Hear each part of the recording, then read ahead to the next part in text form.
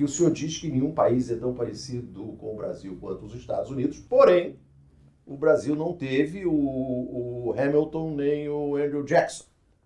Então, os Estados Unidos fizeram ferrovias, fizeram uma reforma agrária e disseminaram os bancos pelo país inteiro. Nós temos aqui, não temos ferrovias, não fizemos reforma agrária e temos 4 bancos.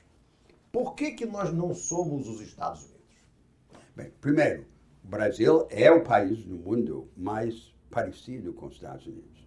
Veja, são 2 países de tamanho igual, fundados na mesma base de povoamento europeu e escravidão africana. 2 países muito religiosos, 2 países que são os mais desiguais de seus respectivos tipos, entre os países ricos ou entre os grandes países em desenvolvimento. O senhor diz que os Estados Unidos têm a maior desigualdade? A maior desigualdade dos países ricos, e o Brasil está no extremo da desigualdade entre os grandes países em desenvolvimento. Paradoxalmente, em meio a essas tremendas desigualdades e exclusões, a maioria dos homens e das mulheres comuns continuam a acreditar que tudo é possível nesses 2 países. Agora, há outros aspectos em que há um contraste entre esses 2 países tão semelhantes. Um dos vícios da cultura política americana é a idolatria das suas instituições. Eles acreditam que os Estados Unidos descobriu, no momento de sua fundação, a fórmula definitiva de uma sociedade livre.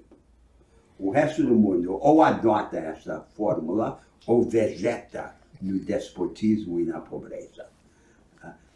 Nós sofremos do vício inverso, que é não acreditar em nós mesmos. As elites brasileiras não tiveram um projeto institucional.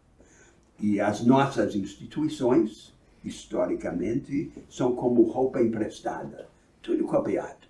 E por isso mesmo não nos serve. Este é o colonialismo mental, que nós temos que agora transformar. E este colonialismo mental se manifesta na história das ideias políticas do país.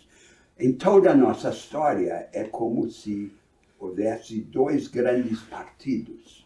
Um partido é o partido que mantinha o poder. É o partido da onda. Que surfa na onda. Então, a ideia é uma onda no mundo, que é a correlação de forças, que é o caminho aberto pelos países dominantes da época. Nós vamos ocupar um papel subalterno nesse sistema. Vamos, portanto, surfar na onda. É a teoria da dependência. Os presidentes do Brasil quase sempre foram membros do partido da onda. Sim. Agora, há um outro partido, que é o partido da mensagem. Então, era dos liberais clássicos, dos socialistas clássicos. O partido da mensagem diz, não, nós vamos ser mais parecidos com a França, com a Inglaterra, com os Estados Unidos, e a maneira de ser parecido é falar como eles, vestir como eles, ler os livros que eles leem e, sobretudo, copiar as instituições desses países. Isso é o partido da mensagem, Perfeito. Que é dos indignados, dos inconformados.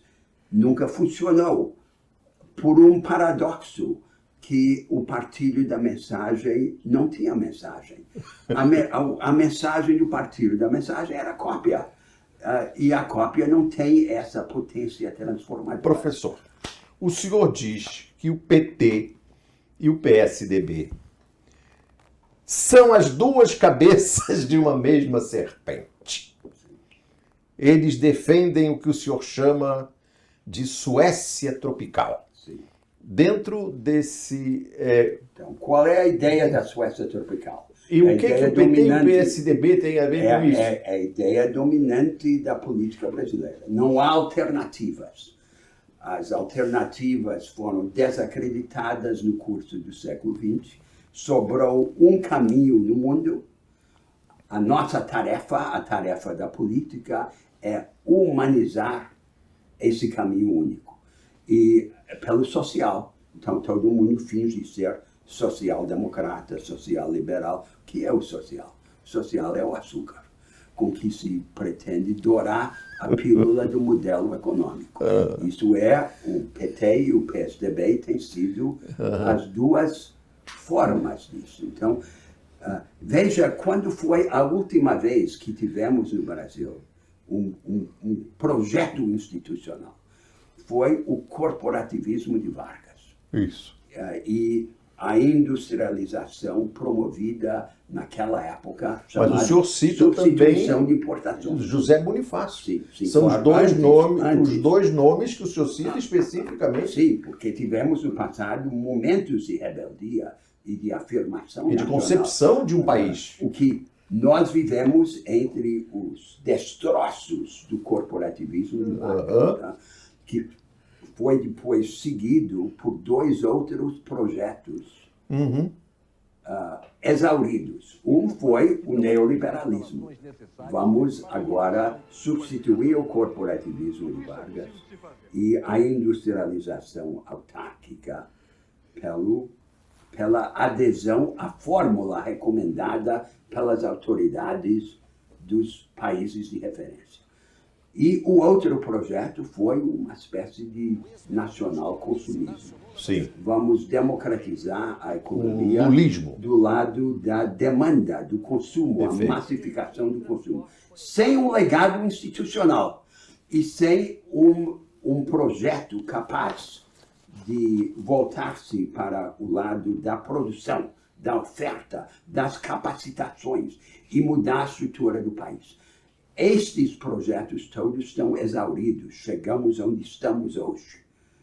E onde estamos hoje, precisamos de um projeto que se volte para a democratização da produção e da educação, e não apenas para a massificação do consumo. Numa palavra, e esse professor... projeto tem que ter um conteúdo institucional.